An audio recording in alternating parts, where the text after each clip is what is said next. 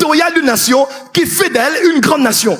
Ce n'est pas parce que tu es missionnaire que tu es devenu évangéliste de ministère. L'appel à l'apostolat et à l'évangélique n'est pas une récompense pour celui qui a beaucoup fait la mission.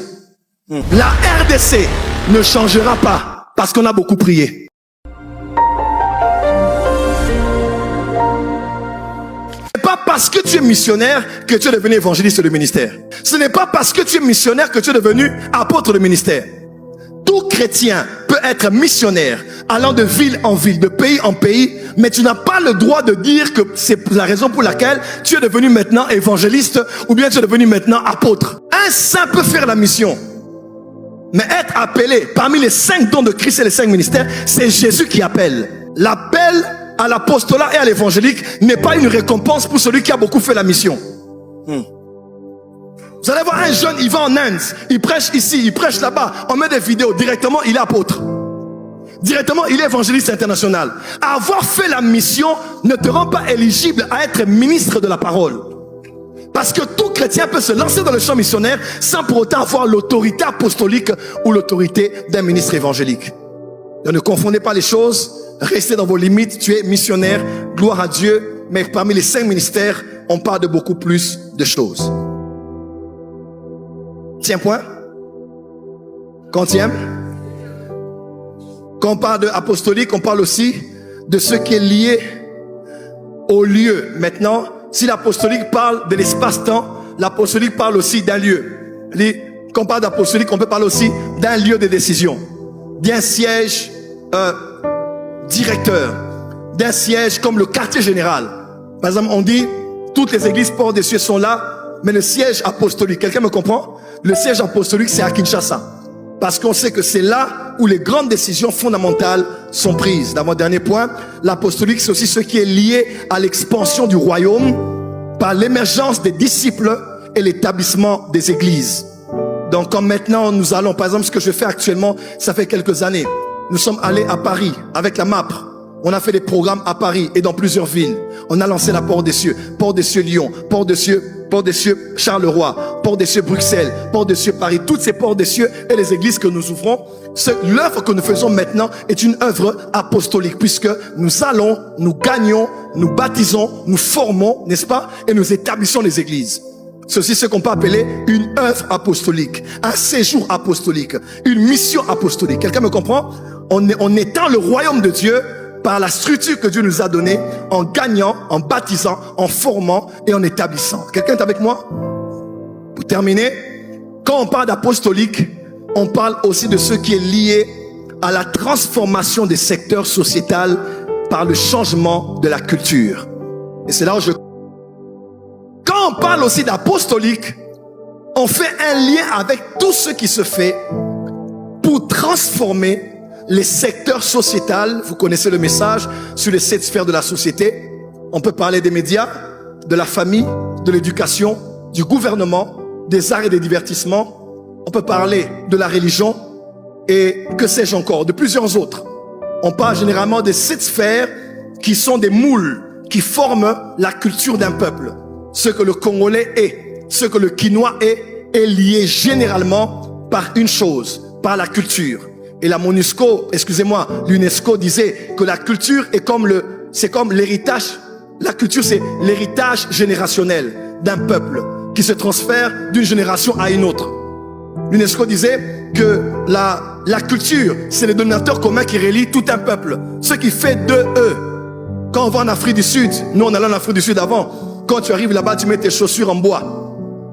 Au bois. Tu arrives là-bas, tu vois des gens qui mettent des chaussures en gomme.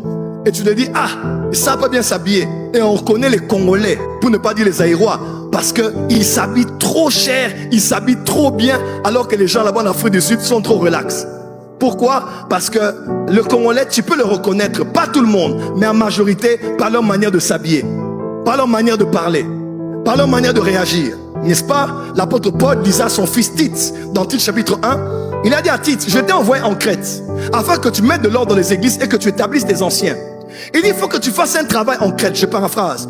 Il dit, parce que les Crétois, même un de leurs philosophes, un de leurs poètes a dit, les Crétois sont des gens qui mangent beaucoup.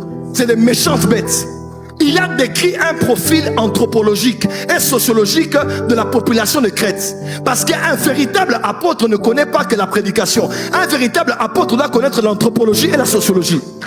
Il doit connaître les 4 traits caractériels d'un peuple pour pouvoir apporter la culture au-dessus de toutes les cultures, qui est la culture du royaume. Voilà pourquoi là où les gens commencent à se battre dans l'église pour dire nous on est les juifs, on est les grecs, les circoncis, les incirconcis, l'apôtre est entré dans la scène. Il a dit il n'y a ni juif ni grec. Il n'y a pas de Rwandais, Congolais, Burundais, quelqu'un de Bas-Congo, quelqu'un de Moutétela, quelqu'un de Moussouaïli. Arrêtez avec tout ce que vous liez à vos origines tribales. Parce qu'il y a un autre royaume qui a une autre culture. Chez nous, on traite les femmes comme ça. Dans le royaume, on traite les femmes comment? Chez nous, on gère comme ça l'autorité. Dans le royaume, on gère comment l'autorité? Chez nous, là-bas, un chef, c'est quelqu'un qu'on célèbre et qu'on adore. Mais dans le royaume, on n'adore que Jésus. On apprécie l'homme, on honore l'homme, mais on ne fait pas plus que ça.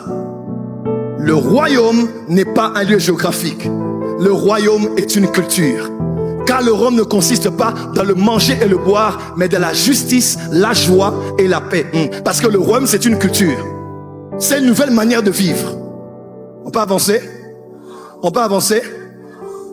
Ainsi, il faut que Dieu a décidé d'élever des apôtres. Pourquoi? Parce que l'apostolat ou l'apostolique est l'une des grandes solutions à la crise que nous avons dans la culture de nos peuples. Apôtre, Hippolyte, écoute-moi très bien. Pour changer la nation qu'on appelle la RDC, je ne minimise pas ce qui se passe à l'Est, mais c'est un gros sujet et nous croyons que cela va prendre fin au nom de Jésus. Qui le croit avec moi?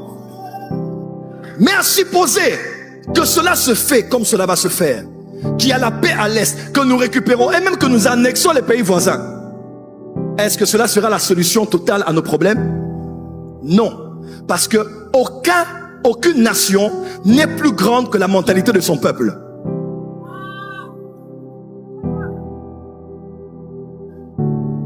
Tu n'as pas dit amen. Ma Françoise, aucune nation n'est plus grande que la mentalité de son peuple. Ce ne sont pas les grandes richesses minières qui font des grandes nations. Ce n'est pas la démographie d'une nation qui fait d'elle une grande nation. Ce n'est pas la circonférence territoriale d'une nation qui fait d'elle une grande nation. Parce qu'il y a des grandes nations, grandes en superficie, voilà, en superficie, mais petites devant plusieurs qui ne sont pas si grandes, mais qui sont comptées parmi les nations qui décident sur le sort des nations. La RDC ne changera pas parce qu'on a beaucoup prié. La RDC commencera à changer quand on va commencer à changer de culture.